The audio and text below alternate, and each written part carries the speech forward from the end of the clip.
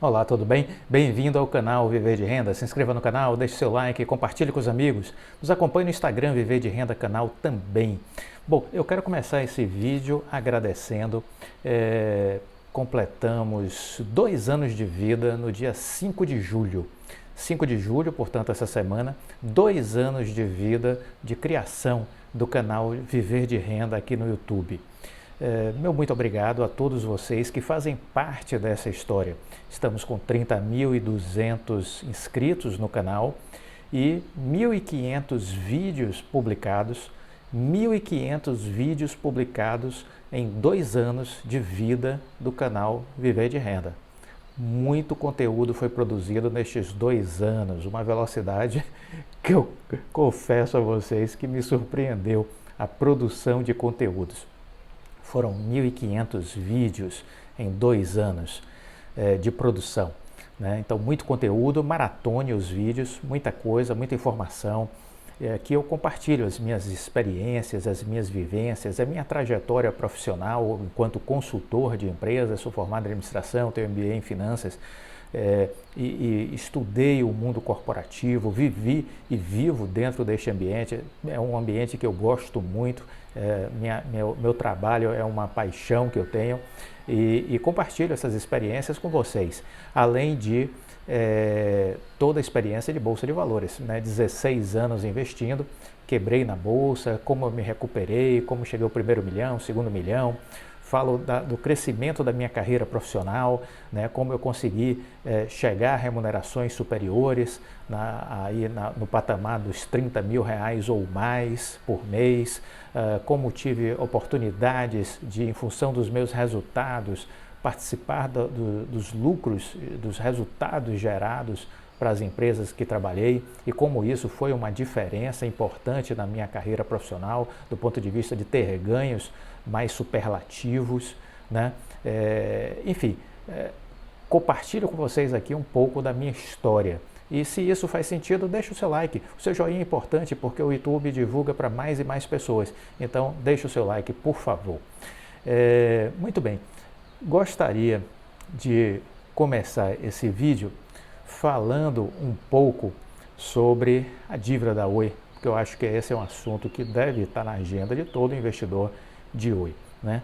Então, a dívida da Oi, ela no primeiro trimestre desse ano, segundo a apresentação de resultados, é da ordem de 33 bilhões de reais. Muito bem, a dívida bruta, certo? Dívida bruta, 33 bilhões de reais. Vamos fazer um recorte para a fala do Rodrigo Abreu. Ele disse, olha, nós entramos em recuperação judicial devendo 65 bilhões de reais. Vamos lembrar que boa parte dessa nossa dívida era em câmbio estrangeiro, era moeda estrangeira, dólar e euro, cerca aí de 54%. Então temos que fazer uma atualização em função do tempo, né? Então, se trouxermos essa dívida cambial com mais o restante em real a valor presente, aquela dívida de 65 bi chega hoje a 85 bilhões. Essa atualização foi feita pelo próprio Rodrigo Abreu na apresentação dos resultados. Mais a dívida com a Anatel, das multas, 20,2 bilhões. Então, 85 bi com mais 20, nós chegamos aí a 105,2 bilhões a dívida da Oi, né? Uma dívida realmente gigantesca, assustadora e que era realmente uma sentença de falência, né? Uma sentença de falência. Era isso que a gente olhava lá atrás, em 2017, e enxergava uma empresa que realmente quebrou, faliu, né? Era essa a conclusão inicial. Mas a empresa foi se reorganizando, a gestão do Rodrigo Abreu fez toda a diferença.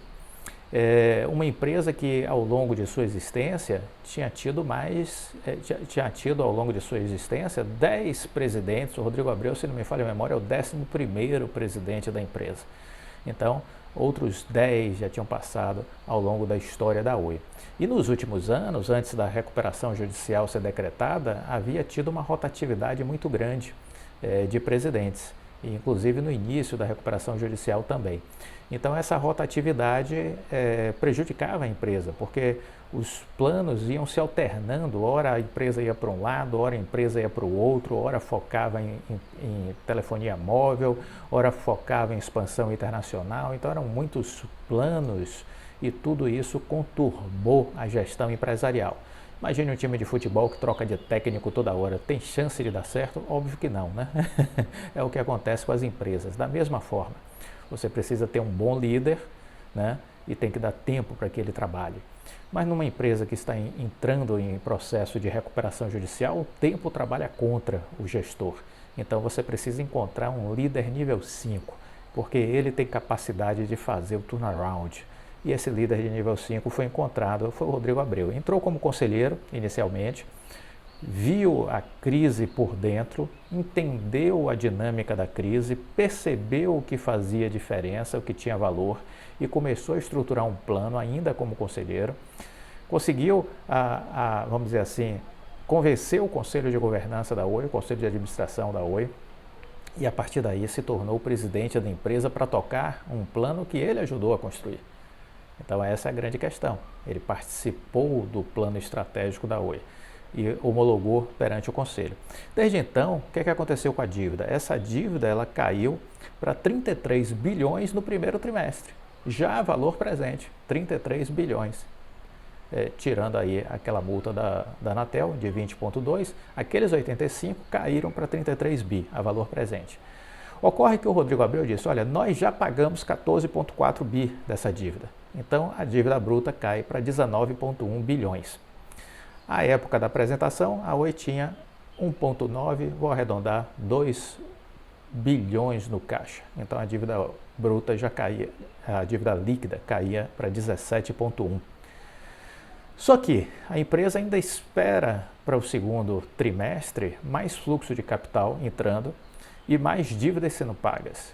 Então, trabalho com a expectativa da dívida líquida cair aí para casa dos 14 bi. Mas podemos ser surpreendidos positivamente e essa dívida, na saída da recuperação judicial, ser ainda menor, certo? Ser ainda menor. O que esperar do segundo trimestre?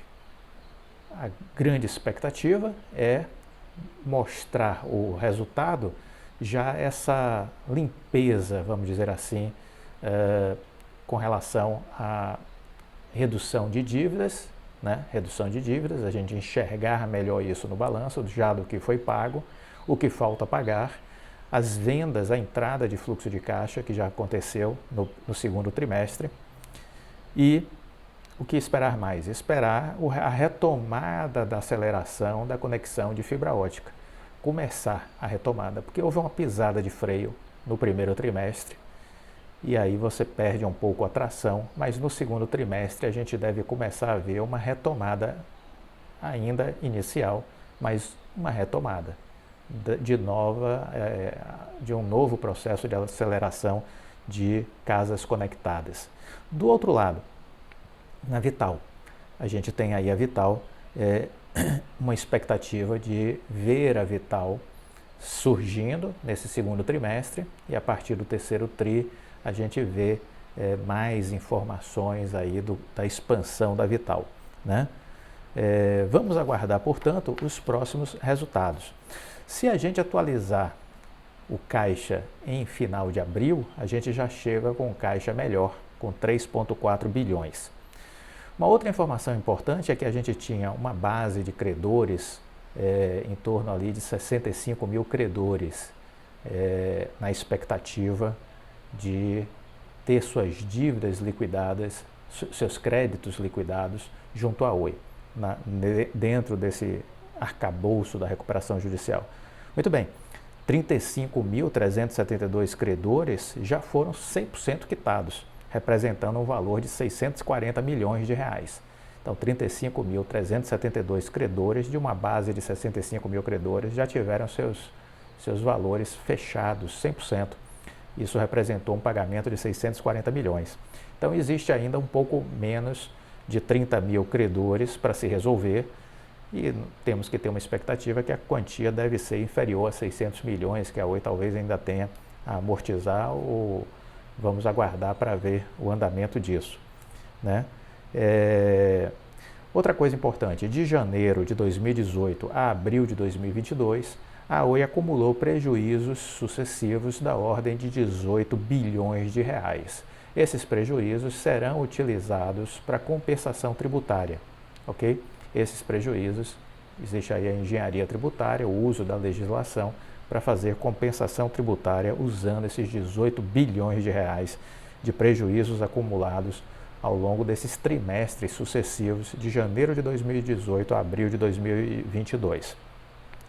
Muito bem, então veja, essa dívida de 19 bilhões, se a gente for olhar que a gente tem no caixa em abril, no final de abril, 3 bilhões e 400, essa dívida já cai, portanto, para 15,6, a dívida líquida, 15,6. Então, no final de abril, a dívida líquida já é menor do que a do primeiro TRI, que o Rodrigo Abreu estava mostrando ali, e está pontuada já em 15,6 bi.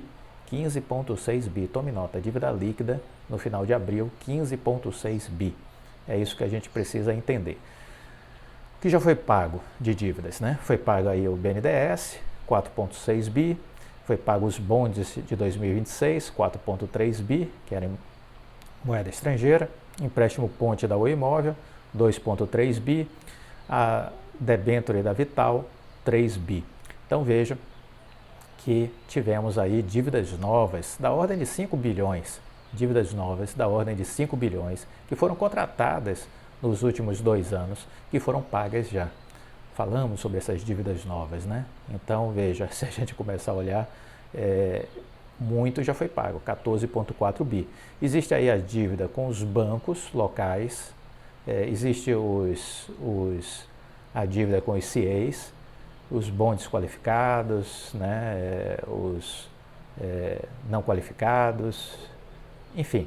Existe aí uma outra parte que está em plena negociação para amortização e deveremos, talvez, agora no mês de julho ou agosto, ter alguma referência de mais pagamentos de dívida por parte da Oi.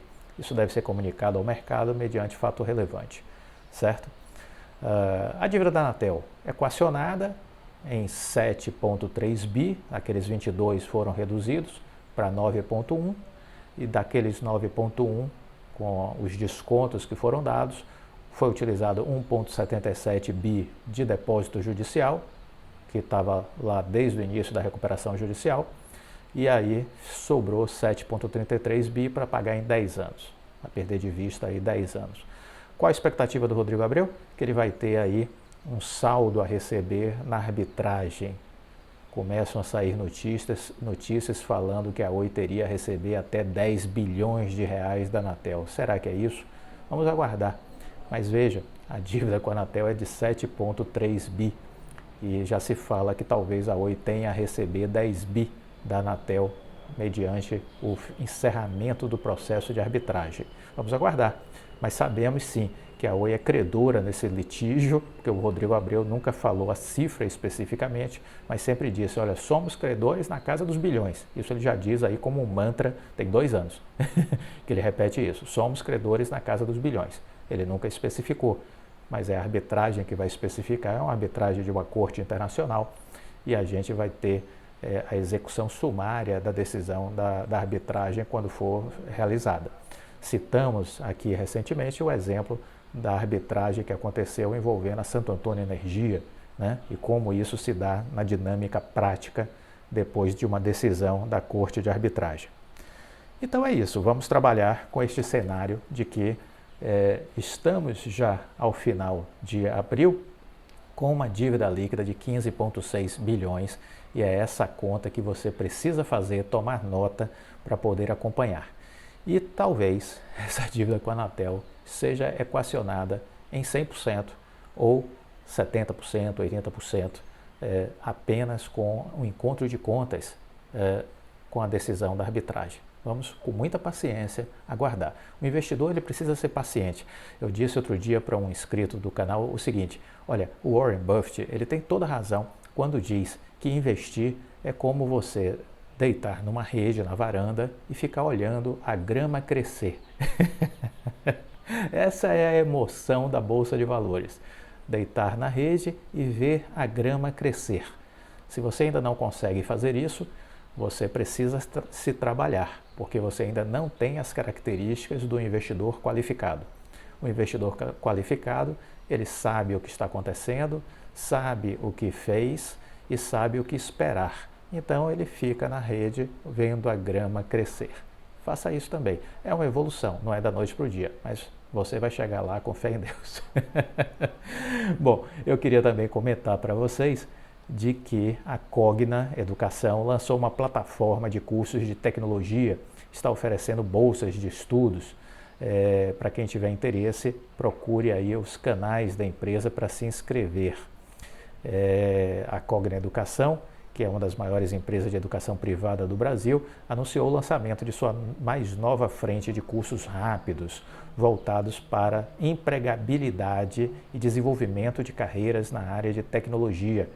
A escola TEX, Technology Experts, tem como objetivo formar o aluno de modo que ele conquiste sua vaga na área de tecnologia o mais rápido possível, a partir de cursos de curta duração online, para contemplar alunos de todo o Brasil e vão ter certificação.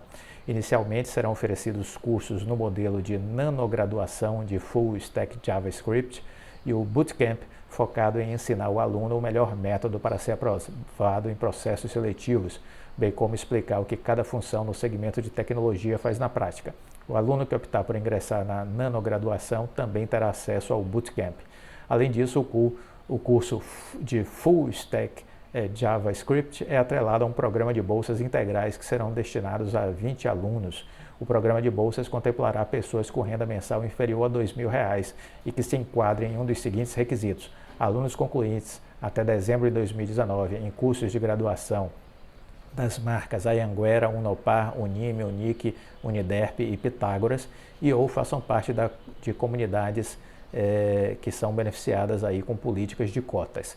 Os cursos da escola TX são direcionados a profissionais que almejam fazer transição de carreira, jovens que se formaram no ensino médio e desejam ingressar na área de tecnologia, empreendedores e alunos de graduação e pós-graduação, além de possibilitar parcerias B2B com empresas, escolas e outras instituições que desejam formar um grupo de novos profissionais de TI. As aulas são conduzidas por professores experts e reconhecidos no mercado profissional, como, por exemplo, Roque Fernando Marcos Souza, instrutor do curso de nanograduação, e Elton Daniel Leme, instrutor do Bootcamp Intensivo de Carreira Tech. A metodologia do ensino é composta de vídeos curtos, aulas ao vivo e gravadas e muita prática a partir de momentos em que os alunos irão desenvolver projetos para problemas reais das empresas, exercitando os conhecimentos aprendidos sobre banco de dados, back-end, front-end, computação em nuvem, design UX, segurança de informação, assim como soft skills, insumos que irão preparar integralmente o aluno e irão torná-lo um candidato altamente atrativo nos processos seletivos. Já existem 400 mil vagas na área de tecnologia abertas sem candidatos. Então é muito importante que as empresas estejam fazendo esse trabalho de formação de mão de obra e é muito bacana que a Cogna esteja saindo também nesse processo, né, de criar alternativas, de criar possibilidades. Então, quem tiver interesse, busque aí a qualificação. Temos batido muito nessa tecla, né? O Brasil, vergonhosamente, se tornou o país do salário mínimo. 38% dos empregados recebem um salário mínimo. Eu insisto aqui que o problema não é a miserabilidade do valor do salário mínimo que condena as pessoas à pobreza. O problema é a educação de qualidade ruim. Entendeu? É uma péssima qualidade, as escolas públicas, é o que elas nos ofertam. A pessoa que ganha o salário mínimo, ela não consegue ascender do ponto de vista de outros empregos. Essa é a verdade, ele está limitado pela sua ignorância, pela mediocridade da sua capacidade de raciocínio. Ele não adquiriu conhecimentos, ele não adquiriu diferenciação. Então, ele vai estar fora do jogo, ele está fora do mercado de trabalho, ele não acessa vagas melhores, ele não consegue ascender profissionalmente. Tenho feito vídeos mostrando que diversas empresas estão pagando a estagiários de R$ 1.500 a R$ 2.000. Então, o cara que ganha um salário mínimo, ele não consegue sequer acessar uma vaga de estagiário, que muitas empresas estão pagando de R$ 1.500 a R$ 2.000 por estagiário. né? Vagas de trainee acima de 5.600, 7.000 reais. Ou seja, o cara que ganha um salário mínimo, não adianta ficar dizendo que o salário mínimo é uma porcaria. Isso todo mundo sabe, mas não vai mudar o salário mínimo. O salário mínimo será sempre uma porcaria, porque você, se fosse empreendedor, não pagaria a uma pessoa com nível intelectual pequeno que tem, uma pessoa que ganha salário mínimo, um salário de 4, 5 mil reais. Eu duvido que você fizesse isso, duvido. Entendeu? A capacidade de entrega de uma pessoa que ganha um salário mínimo é muito pequena. É simples, tem que ser objetivo e dizer isso com toda a verdade, sem mimimi. Aqui a gente não está para fazer mimimi, fazer demagogia e populismo. Essa é a realidade. Acabou. E o Brasil é um país pobre, um país miserável ainda. E piora a miserabilidade do país a partir do momento que a turma que está na política só vai roubar descaradamente. Então essa é a questão que a gente precisa entender. Nós não somos Alemanha, nós não somos Coreia do Sul, nós não somos Estados Unidos, nós não somos Japão, nós não somos Bélgica, Dinamarca, Suíça, Irlanda, Holanda, nós não somos nada disso, entendeu?